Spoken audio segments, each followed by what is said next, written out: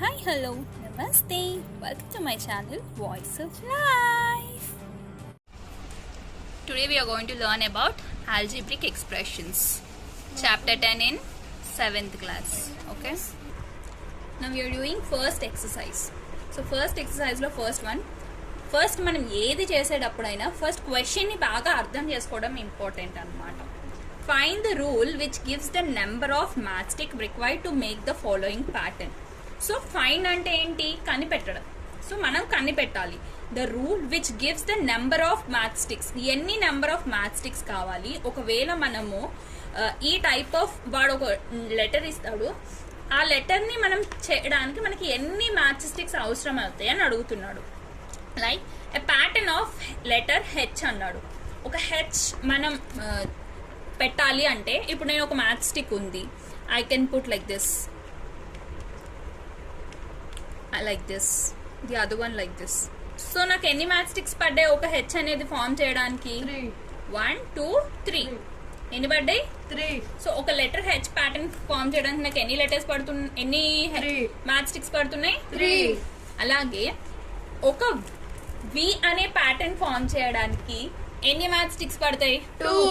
So ఇలా కాబట్టి 2 match sticks ని నేను పెట్టేసేయచ్చు అనమాట. ఇలా ఒకటి మ్యాచ్ స్టిక్ పెట్టేస్తే we get a pattern of V. Okay na? First sum clear? Yes. Given below is a pattern made from the colored tails and a white tail. So ఇవన్నీ colored tails. ఏవైతే lines ఉన్నాయో అవి colored tails. మధ్యలో ఉన్నవి white tails. ఓకేనా? వీటికి ఏం చేస్తున్నాడు? ఫస్ట్ వన్ లో ఒక వైట్ టైల్ కి 1 2 3 4 సైడ్లు 4 పెట్టాడు. అలాగే సెకండ్ దానికి ఏం చేశాడు? He added 1 more to the other one. దీనికి ఇంకొకటి యాడ్ చేశాడు, దీనికి ఇంకొకటి, దీనికి ఇంకోటి. అలాగే third one he added to the second one కి ఇంకొకటి యాడ్ చేశాడు. సో అబ్జర్వ్ చేస్తే అర్థమైందా మీకు అది? ఓకేనా? Draw the next 2 figures in the pattern above. So వాడు 3 ఫిగర్స్ ఫైండ్ చేశాడు కదా. సో మీకు 4th ఫిగర్ చేయమన్నప్పుడు మీరు ఏం చేయాలి? ఈ ఫిగర్ కి ఇంకా ఒక టైల్స్ యాడ్ చేయాలన్నమాట. మీరు ఇక్కడొకటి యాడ్ చేయాలి. Shall we do that? So this is a white tile. దానికి ఆల్రెడీ 3 ఉన్నాయి. ఓకేనా? ఆల్రెడీ 3 ఉన్నాయి. These are coloured. మధ్యలోది మాత్రమే. What is middle one? White tile.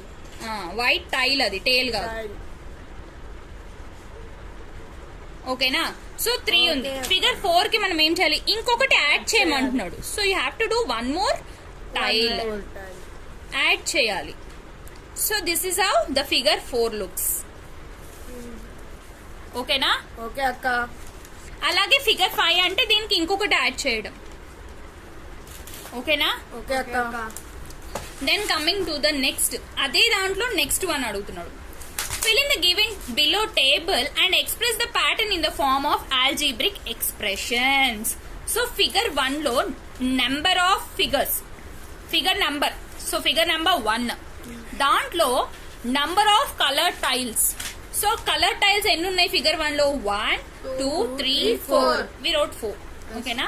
అలాగే ఫిగర్ 2 లో ఎన్ని ఉన్నాయి? 1 2 3 4 5 6 7 8. What is here? 8. అలాగే ఫిగర్ 3 లో 12.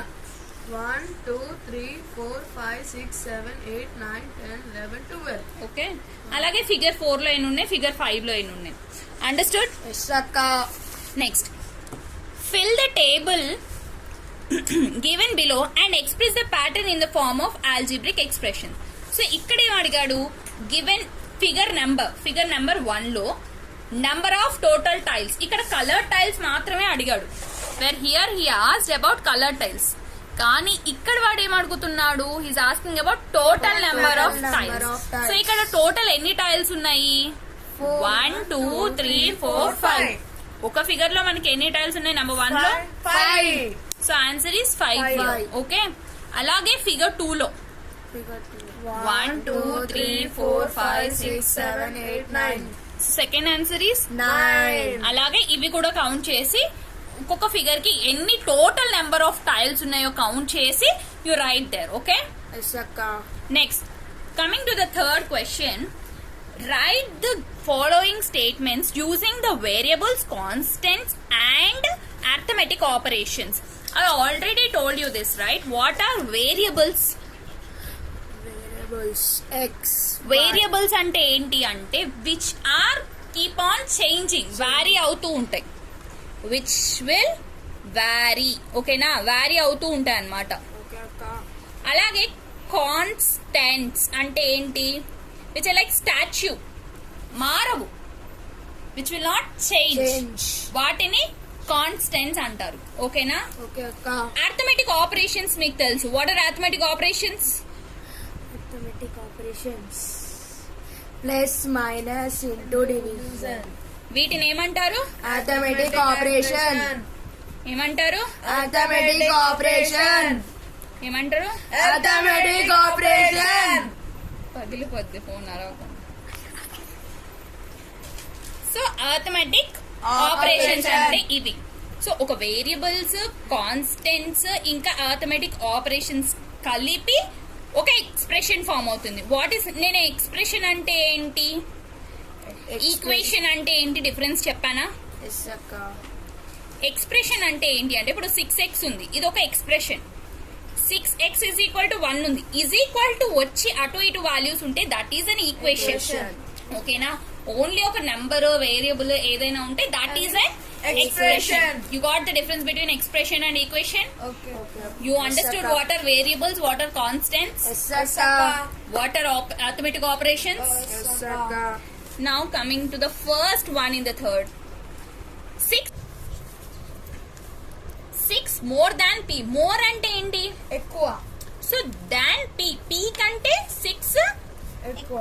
సో ఇప్పుడు మోర్ దాన్ పి అంటే జనరల్లీ ఇలా రాస్తాం, 6 ఈజ్ మోర్ దాన్ పి ఇలా. కానీ ఇక్కడ ఎక్స్ప్రెషన్స్ లో ఎలా రాయాలి అంటే 6 మోర్ దాన్ అంటే ఇప్పుడు నేను ఏ అర్థమెటిక్ ఆపరేషన్ యూజ్ చేయాలి?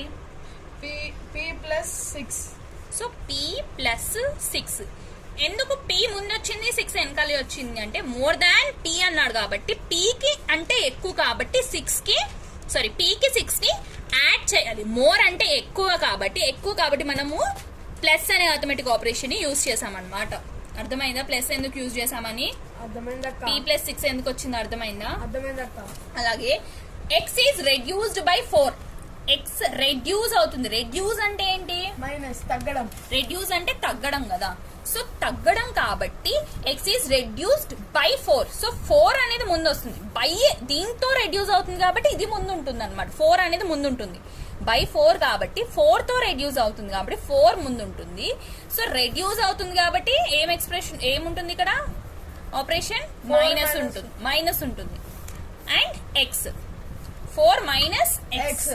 ఓకేనా. అలాగే 8 సబ్స్ట్రాక్టెడ్ ఫ్రమ్ y. 8 అనేది y నుంచి సబ్స్ట్రాక్ట్ అవుతుంది. ఓకేనా. y నుంచి సబ్స్ట్రాక్ట్ ఫ్రమ్ y ఉంది కాబట్టి ఫస్ట్ మనం ఏం రాసుకోవాలి? y సబ్స్ట్రాక్ట్ కాబట్టి మైనస్. సో ఎంత సబ్స్ట్రాక్ట్ చేయమంటున్నాడు? 8. సో వాళ్ళు ఇచ్చే క్వశ్చన్ ని బట్టి మనం ఆన్సర్. సో ఇందులో ఈ 3 అయిపోయినాయి కదా. ఇప్పుడు 4th one 5th one you try at home. ఓకేనా. హోంవర్క్ ట్రై చేయి. నెక్స్ట్ 6th వన్ చెప్తాను నేను. 1/4 ఒక దాంట్లో 1/4 అంటున్నాడు. ఇప్పుడు ఒక పార్ట్ ఉంది అనుకో, ఇది ఒక బాక్స్ అనుకుందాం. ఇది ఫుల్ గా ఒక 1, ఇది ఒక బిస్కెట్ అనుకో ఫర్ ఎగ్జాంపుల్.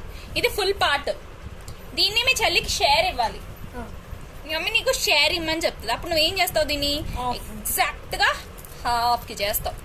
సో ఇది ఒక బిస్కెట్ ని నువ్వు ఎన్ని పార్ట్స్ చేసావు? 2 పార్ట్స్ చేసావు. సో పార్ట్స్ అనేది ఇలా రాయాలన్నమాట. 1 2 పార్ట్లుగా అయింది కాబట్టి 1/2 అయింది అనమాట. అలాగే 1/4 అంటున్నాడు. ఒకదాన్ని 4 పార్ట్లుగా. ఇప్పుడు దీన్ని నేను ఇంకో ఇలా కట్ చేయాలి, ఇలా కట్ చేయాలి. అప్పుడు 1 2 3 4. సో ఇది ఎన్ని పీసెస్ అయింది? 4 పీసెస్ అయింది. మొత్తం టోటల్ గా ఎన్నిటిని చేస్తున్నావు అనేది పైన ఉంటుంది న్యూమరేటర్ లో. డినామినేటర్ లో ఏముంటుంది? అవి ఎన్ని పార్ట్స్ కింద కట్ చేసాం అనేది డినామినేటర్ లో ఉంటుంది అనమాట. సో 1/4 అంటే అర్థమైంది కదా. 1/4 ఈస్ 1/4. అలాగే of the product of P and Q. Product of P and Q అన్నాడు. పి అండ్ క్యూ ప్రోడక్ట్ ఎలా రాస్తాం మనం? I already told you guys. ఇప్పుడు 2 ఉన్నాయి అనుకోండి.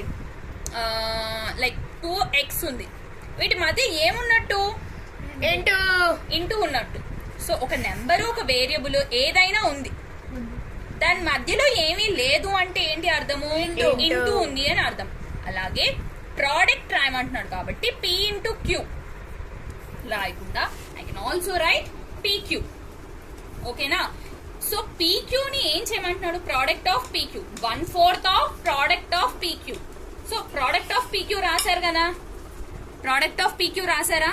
So this is the product of pq. ఇక్కడ వరకు ఇది 1/4 ఆఫ్. సో ఈ pq ని 1/4 చేయమంటున్నాడు. సో నేను pq/4, ఈ pq ని 4 ముక్కలు చేయమంటున్నాడు అనమాట. అర్థమైందా? So 1/4 of product of pq, product of pq రాసుకున్నాము, దాన్ని 1/4 చేసాము, అంతే కదా? 4th పార్ట్ లో చేసాం, 4 పార్ట్స్ చేయాలి ఈ pq ని అని అర్థం. Understood the 6th one? So rest all are your homework, try at home. రేపు రాకపోతే మళ్ళీ అడగండి. ఓకే?